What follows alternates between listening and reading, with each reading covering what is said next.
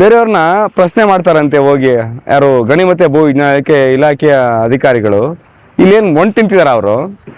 ಗುತ್ತಿಗೆದಾರನ ತಿನ್ಕೊಳ್ಳಿ, ಶಾಸಕರಾರ ತಿನ್ಕೊಳ್ಳಿ, ಅಟ್ಲೀಸ್ಟ್ ಗುತ್ತಿಗೆ ಕಾಮಗಾರಿನ ಯಾವ ರೀತಿ ಮಾಡಬೇಕು ಅನ್ನೋ ಕಾನ್ಸೆಪ್ಟೇ ಇಲ್ಲದಂಥ ರೀತಿಯಲ್ಲಿ ಕಾಮಗಾರಿನ ಮುಂದುವರಿಸ್ತಿದ್ದಾರೆ ಇವರು. ರಾಯಲ್ಟಿ ಬರ್ತಿದ್ಯಾ ಆ ದುಡ್ಡಿಗೆ? ಅದು ಜಿಲ್ಲಾಡಳಿತದ ಖಜಾನೆಗೆ ಬರ್ತಿದ್ಯಾ? ಇದು ಇಷ್ಟೊಂದು ರಸ್ತೆ ಏರಿನ ಎತ್ತರ ಮಾಡವ್ರಲ್ಲ ಇವರು, ಅವೈಜ್ಞಾನಿಕ. ಇವ್ರ ತಲೆಯಲ್ಲಿ ಬುದ್ಧಿ ಇಲ್ವಾ? ಬಡವ್ರ ಬಗ್ರಿಗೆ ಜಮೀನಿಗೆ ನೀರು ನುಗ್ಗಿದ್ರೆ. ನಮಸ್ಕಾರ ಸ್ನೇಹಿತರೆ, ಪರ್ವ ಟಿವಿಗೆ ಸ್ವಾಗತ. ನಾನು ಮಾದರಳ್ಳಿ ರಾಜು. ಸ್ನೇಹಿತರೆ, ನಾವು ಈಗ ಈ ಸೂಳೆಕೆರೆ ಇಶ್ಯೂಗೆ ಸಂಬಂಧಪಟ್ಟಂತೆ 3ನೇ ಎಪಿಸೋಡ್ನ ಮಾಡ್ತಾ ಇದ್ದೀವಿ. 3ನೇ ಸಂಚಿಕೆಯಲ್ಲಿದ್ದೀವಿ. ಈಗ ನೋಡಿ ಎಷ್ಟೆಷ್ಟು ಟ್ರ್ಯಾಕ್ಟ್ರು, ಲಾರಿಗಳು, ಟಿಪ್ಪರ್ಗಳು ಮಣ್ಣನ್ನು ತುಂಬ್ಕೊಂಡು ಹೋಗ್ತಿದೆ. ಅದು ಎಲ್ಲಿಗೆ ಹೋಗ್ತಿದೆ ಅಂತ ಇದುವರೆಗೂ ಅಂದರೆ ಕೆಲವೊಂದು 30% ರೈತರ ಭೂಮಿಗೆ ಹೋಗ್ತಿದೆ. ಬಟ್ ಉಳಿದು ಎಲ್ಲಿ ಹೋಗ್ತಿದೆ ಅಂತ ಇದುವರೆಗೂ ಶಾಸಕರಾಗಲಿ ಈ ಥರ ಯಾರು ಕೂಡ ಅದ್ರ ಬಗ್ಗೆ ಬಹಿರಂಗಪಡಿಸಿಲ್ಲ. ಜೊತೆಗೆ ಇವ್ರು ಮಾಡ್ತಿರ್ತಕ್ಕಂಥ ಕಾಮಗಾರಿ ಯಾವ್ಯಾವ ದುಸ್ಥಿತಿಗೆ ರೈತರನ್ನ ತಂದಿಸುತ್ತೆ ಅನ್ನೋದಕ್ಕೆ ನೋಡಿ, ಇಲ್ಲಿ ಗಮನಿಸಿ. ಇದನ್ನು ಇಷ್ಟು ಎತ್ತರ ಇದೆ. ಈ ರೈತನಿಗೆ ಮೋಸ್ಟ್ಲಿ ಒಂದು 20 ಗುಂಟೆ ಜಮೀನು ಬರಬಹುದು. ಆತನ ಪರಿಸ್ಥಿತಿ ಏನಾಗಬೇಕು? ಆತ ಅಷ್ಟು ಹೈಟ್ಗೆ ಮಣ್ಣು ತುಂಬಿಸ್ಕೊಳಕ್ಕಾಗತ್ತಾ? ಯಾವುದೇ ಕಾರಣಕ್ಕೂ ಆಗಲ್ಲ. ಆಮೇಲೆ ಇನ್ನೂ ಒಂದು ಪ್ರಮುಖವಾದ ಅಂಶವನ್ನು ನಿಮಗೆ ಅದಕ್ಕೆ ತೋರಿಸ್ತೀನಿ. ಇಲ್ಲಿ ವಾರದ ಹಿಂದೆ ಮಳೆ ಸುರಿತೀವಿ ನೋಡಿ, ಆ ಒಂದು ಮಳೆಗೆ ಈ ರೀತಿ ಕೊರ್ಕೊಂಡು ಹೋಗಿದೆ. ಇದು ದೊಡ್ಡ ಮಳೆ ಬಂದರೆ ಯಾವ ರೀತಿ ಆಗಬಹುದು? ಈ ಏರಿ ಉಳ್ಕೊಳ್ಳುತ್ತಾ? ಅಂದರೆ ಇದು ಕಾಸಿಗೋಸ್ಕರ ಮಾಡ್ತಿರೋ ಕಾಮಗಾರಿನ ಅಥವಾ ನಿಜವಾಗಿಯೂ ಕಾಸ್ ಇಟ್ಕೊಂಡು, ಅಂದರೆ ಒಳ್ಳೆ ಕಾರಣ ಇಟ್ಕೊಂಡು ಮಾಡ್ತಿರೋ ಕಾಮಗಾರಿನ ಅನ್ನೋದಕ್ಕೆ ಇದು ಒಂದು ದೊಡ್ಡ ಉದಾಹರಣೆ. ನಾವು ಪದೇ ಪದೇ ಹೇಳ್ತಾನೆ ಇದ್ದೀವಿ. ಜೊತೆಗೆ ಮಾಜಿ ಸಚಿವರು ಹೇಳ್ತಿದ್ದಾರೆ, ಇನ್ನೊಂದಷ್ಟು ಪ್ರಜ್ಞಾವಂತರು ಮಾತನಾಡ್ತಿದ್ದಾರೆ. ಆದರೆ ಇದು ಯಾವುದಕ್ಕೂ ಕೂಡ ಇಂಜಿನಿಯರ್ ಆಗಲಿ ಶಾಸಕರಾಗಲಿ ಗಮನ ಹರಿಸಿಲ್ಲ. ಅವ್ರ ಉದ್ದೇಶ ಏನು ಅಂತ ನಮಗೂ ಅರ್ಥ ಆಗ್ತಿಲ್ಲ. ಒಂದು ಒಳ್ಳೆ ಕಾಮಗಾರಿ ಆಗಬೇಕು ಅನ್ನೋದು ಅಷ್ಟೇ ನಮ್ಮ ಉದ್ದೇಶ. ಏಕೆಂದರೆ ಈಗ ಫ್ರೀ ಲೆವೆಲ್ MB ಮಾಡಿದೆ ಕಾಮಗಾರಿ ಮುಂದುವರಿತಾನೆ ಇದೆ. ಈ ಮಣ್ಣು ಎಲ್ಗೆ ಹೋಗ್ತಿದೆ? ಅದು ಎಕ್ಕೊಟ್ಟು ಹೋಗಿ ಗುತ್ತಿಗೆದಾರನ ತಿನ್ಕೊಳ್ಳಿ, ಶಾಸಕರಾರ ತಿನ್ಕೊಳ್ಳಿ, ಅಟ್ಲೀಸ್ಟ್ ಗುತ್ತಿಗೆ ಕಾಮಗಾರಿನ ಯಾವ ರೀತಿ ಮಾಡಬೇಕು ಅನ್ನೋ ಕಾನ್ಸೆಪ್ಟೇ ಇಲ್ಲದಂಥ ರೀತಿಯಲ್ಲಿ ಕಾಮಗಾರಿನ ಮುಂದುವರಿಸ್ತಿದ್ದಾರೆ ಇವರು. ಒಂದು ಕಡೆ ಗುಂಡಿ ಮಾಡ್ತಾನೆ ಇದ್ದಾರೆ, ಮತ್ತೊಂದು ಕಡೆ ನೀರು ಬಂದು ನಿಂತಿದೆ. ಕಾಮಗಾರಿನ ಯಾವ ರೀತಿ ಪೂರೈಸ್ತಾರೆ? ಇವ್ರ ಉದ್ದೇಶ ಏನು? ಬರೀ ದುಡ್ಡು ಮಾಡೋದಾ? ದುಡ್ಡು ಮಾಡ್ಕೊಳ್ಳಿ, ಹಾಳಾಗಿ ಹೋಗಲಿ. ಒಂದು ಕೆರೆನ ಒಂದು ಉತ್ತಮವಾದ ರೀತಿಯಲ್ಲಿ ಕಾಮಗಾರಿ ಮಾಡಲಿ ಅನ್ನೋದು ನಮ್ಮ ಪರ್ವ ಟಿವಿಯ ಆಗ್ರಹ. ಯಾಕೆಂದರೆ ಒಂದು ಕಡೆಯಿಂದ ನೀರು ಬರ್ತಾನೆ ಇದೆ, ಮೇಲ್ಗಡೆ ಹೆಬ್ಬಳದ ನೀರು ತುಂಬ್ತಾನೆ ಇದೆ. ಇಲ್ಲೇ ಕಾಣ್ತಿದೆ ನಿಮಗೆ ನೀರು ನಿಂತಿರೋದು. ಮತ್ತೊಂದು ಕಡೆ ಮಣ್ಣು ತುಂಬ್ತಾನೆ ಇದ್ದಾರೆ. ಇವ್ರು ಹೆಂಗೆ ಕಾಮಗಾರಿನ ಇವ್ರು ಪೂರೈಸ್ತಾರೆ? ಒಂದು ಕಡೆ ತುಂಬ ಹಳ್ಳ ಮಾಡಿಬಿಟ್ಟು ಒಂದು ದೊಡ್ಡ ಗುಂಡಿನ ಮಾಡಿಬಿಟ್ಟು ಅಲ್ಲಿ ಮಣ್ಣು ತುಂಬಿಕೊಂಡು ಆಮೇಲೆ ಲೆವೆಲ್ ಮಾಡುವಂಥ ಕಾಮಗಾರಿನ ಈ ಜಿಲ್ಲಾಡಳಿತ ಏನು ಮಾಡ್ತಿದೆ? ಬೇರೆಯವ್ರನ್ನ ಪ್ರಶ್ನೆ ಮಾಡ್ತಾರಂತೆ ಹೋಗಿ, ಯಾರು ಗಣಿ ಮತ್ತು ಭೂ ವಿಜ್ಞಾನಕ್ಕೆ ಇಲಾಖೆಯ ಅಧಿಕಾರಿಗಳು. ಇಲ್ಲೇನು ಮಣ್ಣು ತಿಂತಿದಾರ ಅವರು? ಏನಕ್ಕೆ ಪ್ರಶ್ನೆ ಮಾಡ್ತಿಲ್ಲ? ಯಾಕೆ ಎಲ್ಲಿಗೆ ಬಂದು ಚೆಕ್ ಮಾಡ್ತಿಲ್ಲ? ಎಲ್ಲಿಗೆ ಹೋಗ್ತಿದ್ದೆ ಮಣ್ಣು ಅಂತ ಯಾಕೆ ಪ್ರಶ್ನೆ ಮಾಡ್ತಿಲ್ಲ? ಜಿಲ್ಲಾಡಳಿತ ಆಗಲಿ ಸರ್ಕಾರ ಆಗಲಿ ಈ ಬಗ್ಗೆ ತಕ್ಷಣ ಗಮನ ಹರಿಸ್ಬೇಕು. ನಾನು ಯಾಕೆ ಈ ಪ್ರಶ್ನೆ ಮಾಡ್ತಿದ್ದೀನಿ ಅಂತಂದರೆ, ಈಗ ಈ ಕೆರೆ ಕಾಮಗಾರಿಗೆ 34 ಕೋಟಿ ರೂಪಾಯಿ ಸರ್ಕಾರದಿಂದ ಅನುದಾನ ಬಿಡುಗಡೆ ಆಗಿದೆ. ಬಿಡುಗಡೆ ಆಗಿದ್ದರೆ ಈ ಮಣ್ಣು ಎಲ್ಲಿಗೆ ಹೋಗ್ತಿದೆ? ಈ ಮಣ್ಣು ದುಡ್ಡು ಯಾರಿಗೆ ಬರ್ತಿದೆ? ಮೊನ್ನೆ ಮಾಜಿ ಸಚಿವರು ಆರೋಪ ಮಾಡಿದ್ದಾರೆ, 3,000ದಿಂದ 3,500 ರೂಪಾಯಿಗೆ ಮಣ್ಣನ್ನು ಮಾರಾಟ ಮಾಡ್ತಿದ್ದಾರೆ ಅಂತ. ರಾಯಲ್ಟಿ ಬರ್ತಿದೆಯಾ ಆ ದುಡ್ಡಿಗೆ? ಅದು ಜಿಲ್ಲಾಡಳಿತದ ಖಜಾನೆಗೆ ಬರ್ತಿದೆಯಾ? ಇದ್ರ ಬಗ್ಗೆ ಯಾಕೆ ಎಲ್ಲರೂ ಮೌನವಾಗಿದ್ದಾರೆ? ಜಿಲ್ಲಾಡಳಿತ ಏನು ಮಾಡ್ತಿದೆ? ಜಿಲ್ಲಾ ಉಸ್ತುವಾರಿ ಸಚಿವರು ಏನು ಮಾಡ್ತಿದ್ದಾರೆ? ಈ ಮಣ್ಣನ್ನು ಎಲ್ಲಿಗೆ ಹೋಗ್ತಿದೆ ಅಂತ ಉತ್ತರನೇ ಇಲ್ಲ ಅಂತ ಅಂದರೆ ನಿಜವಾಗ್ಲೂ ಇದು 40% ಲೂಟಿ ಕಾಮಗಾರಿನೇ ಅಂತ ಅನ್ನಿಸ್ತದೆ. ಯಾಕೆಂದರೆ ಬೇಕಾಬಿಟ್ಟು ಅವ್ರು ಇಷ್ಟ ಬಂದಂಗೆ ಕಾಮಗಾರಿ ಮಾಡ್ತಾರೆ. ಅದ್ರ ಅರ್ಥ ಏನು?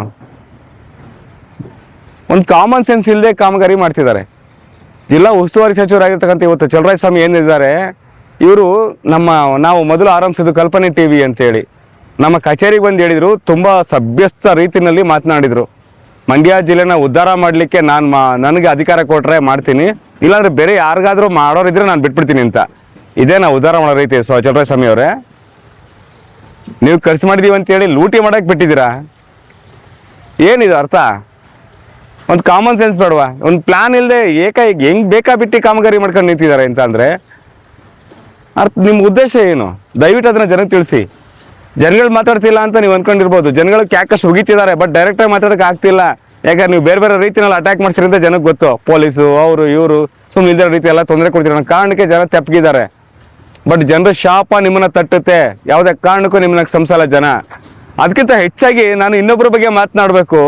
ಸನ್ಮಾನ್ಯ ಮಾಜಿ ಮುಖ್ಯಮಂತ್ರಿಗಳು ಎಚ್ ಡಿ ಕುಮಾರಸ್ವಾಮಿ ಅವರು ಈ ಜಿಲ್ಲೆ ಬಗ್ಗೆ ಭಾರೀ ಕಾಳಜಿ ಇರೋ ರೀತಿ ಮಾತಾಡ್ತೀರಿ ಕುಮಾರಸ್ವಾಮಿ ಅವರೇ. ಮಂಡ್ಯ ನನ್ನ 2ನೇ ಕಣ್ಣು, ಹಾಸನ 1ನೇ ಕಣ್ಣು, ನಿಮಗೆ ರಾಮನಗರ 3ನೇ ಕಣ್ಣು, 4ನೇ ಕಣ್ಣು, 5ನೇ ಕಣ್ಣು ಗೊತ್ತಿಲ್ಲ. ಯಾಕೆ ಈಗ ಈ ಕಣ್ಣಲ್ಲಿ ಏನು ನಡೀತಿದೆ ಅಂತ ನಿಮ್ಗೆ ಕಾಣಿಸ್ತಿಲ್ವಾ? ಬರೀ ಮೀಡಿಯಾಕ್ಕೆ ನಿಂತ್ಕೊಂಡು ಮಾತಾಡೋಕ್ಕೆ ಮಾತ್ರ ಹೀರೋನಾ ನೀವು? ಈ ಸೂಳೆಕೆರೆ ಕಾಮಗಾರಿ ಬಗ್ಗೆ ನೀವು ಮಾತಾಡೋಕ್ಕೆ ರೈಟ್ಸ್ ಇಲ್ವಾ? ಅಥವಾ ನೈತಿಕತೆ ಇಲ್ವಾ? ಧೈರ್ಯ ಇಲ್ವಾ? ಯಾವ ಉದ್ದೇಶದಿಂದ ನೀವು ತೆಪ್ಪಗಿದ್ದೀರಿ? ತಮ್ಮಣ್ಣ ಮುಂದಕ್ಕೆ ಬಿಡ್ತೀರಿ ಮಾತಾಡಲಿಕ್ಕೆ ನೀವು? ಯಾಕೆ ನೀವು ಮಾತಾಡೋಕ್ಕಾಗಲ್ವಾ?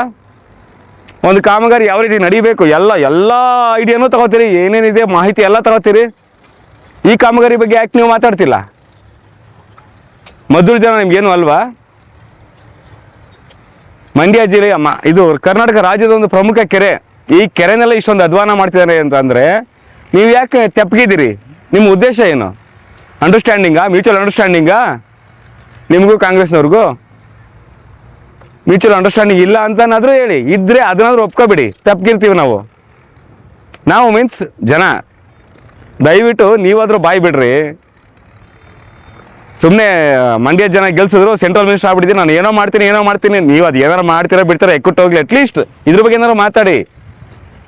ನಿಮ್ಗೆ ರೈಟ್ಸ್ ಇಲ್ಲ ಅಂದ್ರೆ ಹೇಳ್ಬಿಡಿ, ಇದಕ್ಕೂ ನನಗೆ ಪ್ರಶ್ನೆ ಮಾಡೋಕ್ಕೆ ನಂಗೆ ಅಧಿಕಾರ ಇಲ್ಲ ಅಂತ ಹೇಳ್ಬಿಡಿ. ಜನ ಸುಮ್ಮನೆ ಇದ್ಬಿಡ್ತಾರೆ. ಏನಾದರೂ ಬಾಯ್ಬಿಡಿ. ಸುಮ್ಮನೆ ಅಲ್ಲೆಲ್ಲ ಕೂತ್ಕೊಂಡು ಮೀಡಿಯಾ ಸಿಗ್ತವೆ ಅಂತ ಹೇಳ್ಬಿಟ್ಟು ಮಾತಾಡ್ಬಿಡೋದಲ್ಲ. ದಯವಿಟ್ಟು ಇದ್ರ ಬಗ್ಗೆ ನೀವು ಮಾತನಾಡಬೇಕು. ಈ ಕಾಮಗಾರಿನ ತಡೆ ಹಿಡಿಲಿಕ್ಕೆ ಅಟ್ಲೀಸ್ಟ್ ಒಂದು ತಡೆ ಹಿಡಿಬೇಕು ಅಂದ್ರೆ ಮಾಡಲೇಬಾರ್ದು ಅಂತ ನಮ್ಮ ಉದ್ದೇಶ ಏನಲ್ಲ, ವೈಜ್ಞಾನಿಕವಾಗಿ ಮಾಡಿರೋದು ನಮ್ಮ ಆಗ್ರಹ. ಆ ನಿಟ್ಟಿನಲ್ಲಿ ಮಾಡಲಿಕ್ಕೆ ನಿಮ್ಗೆ ಒತ್ತಡಕ್ಕೆ ಅವಕಾಶ ಇದೆಯಾ ಇಲ್ವಾ? ಇಲ್ಲ ಅಂದರೆ ಹೇಳಿ, ಹೆಂಗಾರ ಮಾಡ್ಕೊಂಡು ಹಾಳಾಗಿ ಹೋಗಲಿ, ತಿನ್ನೋರು ತಿನ್ಕೊಂಡು ಹೋಗಲಿ. ಹಾಳಾದ್ರೆ ಹಾಳಾಗುತ್ತೆ. ಜನಗಳಿಗಂತೂ ಪಾಪ ಒಂದು ಕಡೆ ಭಯ, ಇನ್ನೊಂದು ಕಡೆ ಹಾಳಾಗಿ ಹೋಗ್ಲಿ ಅಂತ ಅವರು ಅಂದ್ಕೊಂಡ್ಬಿಟ್ಟಿದ್ದಾರೆ. ಹಂಗೆ ನೀವು ಹಾಳಾಗಿ ಹೋಗ್ಬಿಡಿ. ನಮ್ಮ ಸೈನಿಕ ಬಿಟ್ಟು ಬೇರೆ ಏನು ಹೇಳೋಕ್ಕಾಗಲ್ಲ ನಾವು. ಇದು ಇಷ್ಟೊಂದು ರಸ್ತೆ ಏರಿನ ಎತ್ತರ ಮಾಡವ್ರಲ್ಲ ಇವರು ಅವೈಜ್ಞಾನಿಕ. ಇವ್ರಿಗೆ ತಲೆಯಲ್ಲಿ ಬುದ್ಧಿ ಇಲ್ವ? ಬಡವ್ರ ಬಗ್ಗರಿಗೆ ಜಮೀನಿಗೆ ನೀರು ನುಗ್ಗಿದ್ರೆ ಜವಾಬ್ದಾರಿ ಹೊತ್ಕೊಂತವ್ರು ಯಾರು? ಇಲ್ಲಿ ಹೋಗುತ್ತಿರುವಂಥ ಮಣ್ಣು ಜಿಲ್ಲಾಡಳಿತ ಖಜಾನೆಗೆ ಸೇರ್ತದೆ ಅಥವಾ ಯಾರಿಗೆ ಸೇರ್ತದೆ ಎಂಬುದು ಯಾರಿಗೂ ಕೂಡ ಗೊತ್ತಿಲ್ಲ. ಈಗ ನಿಮ್ಮೂರು ಸುತ್ತಮುತ್ತ ಇಲ್ಲೆಲ್ಲರೂ ಕಾಮಗಾರಿ ನಡೀತಿರೋದ್ ಬಗ್ಗೆ ಒಂದು ನಾಮಫಲಕ ಹಾಕಿದಾರಾ? ಇಷ್ಟು ಕೋಟಿದು, ಇಷ್ಟು ಕಾಮಗಾರಿ ಇದು, ಮತ್ತೆ ಇಷ್ಟು ತಿಂಗಳಲ್ಲಿ ಮುಗಿಸ್ಕೊಡ್ತೀವಿ ಅಂತಂದ್ರೆ ಎಲ್ಲಾರು ಬೋರ್ಡ್ ಹಾಕಿದಾರಾ? ಏನು ಹಾಕಿಲ್ಲ ಸರ್. ಈ ಗ್ರಾಮದಲ್ಲಿ ಸುತ್ತಮುತ್ತ ಏರಿ ಸುತ್ತ ಯಾವುದೂ ಕೂಡ ಕಲ್ಲನ್ನು ಸಹ ನೆಟ್ಟಿಲ್ಲ, ಅಥವಾ ಯಾವ ಯೋಜನೆ ಸೇರ್ಸಮಿ ಅಂತಲೂ ಹೇಳಿಲ್ಲ, ಏನೂ ಇಲ್ಲ.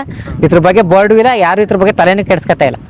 ಹೋಗ್ಲಿ, ಇಲ್ಲಿ ಈಗ ಈ ಕಾಮಗಾರಿ ಮಾಡ್ತಿರುವಂಥ ಕಾಂಟ್ರಾಕ್ಟರ್ ಆಗಲಿ, ಇಂಜಿನಿಯರ್ ಆಗಲಿ, ಯಾರು ಬಂದು ಇಲ್ಲಿ ನಿಮ್ಗೆ ಯಾರು ಅಂತಂದ್ರೆ ನೋಡಿದಿರ ಅವ್ರನ್ನ? ಯಾರು ಅಂತ ಯಾರಿಗೂ ಗೊತ್ತಿಲ್ಲ ಸರ್. ಇದು ಆಗಿರ್ದು ಬಿಹಾರದವ್ರಿಗೆ ಅಂತ ಹೇಳ್ತಾವ್ರೆ, ನಮಗೂ ಮಾಹಿತಿ ಇಲ್ಲ ಇದ್ರ ಬಗ್ಗೆ. ಹೋಗ್ಲಿ, ಶಾಸಕರು ಏನಾರ ಇಲ್ಲಿ ವಾರಕ್ಕೊಂದ್ಸತಿನೋ 3 ದಿನಕ್ಕೊಂದ್ಸತಿನೋ ಅಥವಾ ಯಾವಾಗಾರ ಬರ್ತಾರ ಇಲ್ಲಿಗೆ? ಇಲ್ಲ ಸರ್, ಯಾವ ಅಧಿಕಾರಿ ಶಾಸಕರು ಯಾರು ಬರ್ತಾರೆ ಸರ್? ಇವ್ರು ಇಷ್ಟ ಬಂದಂಗೆ ಹೇಳ್ತಾ ಇರೋದು ಮದ್ದೂರಿನ MLA ಉದಯ್ ಅವ್ರು ಇದ್ದಾರಲ್ಲ, ಅವ್ರು ಯಾವಾಗಾರ ಇಲ್ಲಿಗೆ ಬಂದಿದಾರಾ?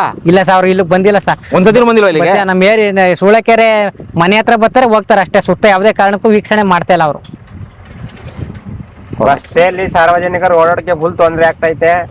ನಮ್ಮ ಕಂಡಿ ಗ್ರಾಮದಿಂದ ಬರಪ್ಪು ರೋಡ್ ಸುತ್ತ ಫುಲ್ ಆಳ್ಗೇಟ್ ಆಗೈತೆ. ಸಾರ್ವಜನಿಕನು ತುಂಬಾ ತೊಂದರೆ ಐತತೆ. ಇಲ್ಲಿ ಕಾಮಗಾರಿಕೆ ಬೇಗ ನಮ್ಗೆ ಮುಗಿಸ್ಕೊಡ್ಬೇಕು. ಬೆಳೆ ಎಲ್ಲ ನಾಶ ಆಯ್ತಾ ಇದೆ. ಉಪ್ನೇರ್ಲೆ ತೋಟಗಳು ಸುಮಾರು ಒಂದು 2 ಎಕರೆ ಹಾಳಾಗೋಗಿದೆ ಸರ್. ಮಣ್ಣು ಹುಳಿನ ರೇಷ್ಮೆ ಇದ್ರ ಮೇಲೆ ಕುತ್ಕೊಂಡು ಹಾಳಾಗೋಗಿದೆ ರೇಷ್ಮೆ. ಬೆಳೆ ಬರ್ತಾ ಇಲ್ಲ, ಅಲ್ಲಿ ಕೈಗೆ ಸಿಗ್ತಾ ಇಲ್ಲ ಸರ್ ನಮಗೆ ಬೆಳೆಗಳು. ರಸ್ತೆ ಪಕ್ಕದಲ್ಲಿರೋ ಜಮೀನೆಲ್ಲ ಹಾಳಾಗಿದೆ, ರೇಷ್ಮೆದೆಲ್ಲ ನಷ್ಟ ಆಗಿದೆ. ಎಲ್ಲ ನಮ್ಗೆ ಪರಿಹಾರ ಸರ್ಕಾರದಿಂದ ಕಟ್ಕೊಡ್ಬೇಕು. ನಮ್ಮ ಯೂಟ್ಯೂಬ್ ಚಾನೆಲ್ನ ಸಬ್ಸ್ಕ್ರೈಬ್ ಆಗಿ, ಲೈಕ್ ಮಾಡಿ, ಪಕ್ಕದಲ್ಲಿ ಕಾಣಿಸೋ ಬೆಲ್ ಐಕನ್ನ ಕ್ಲಿಕ್ ಮಾಡಿ.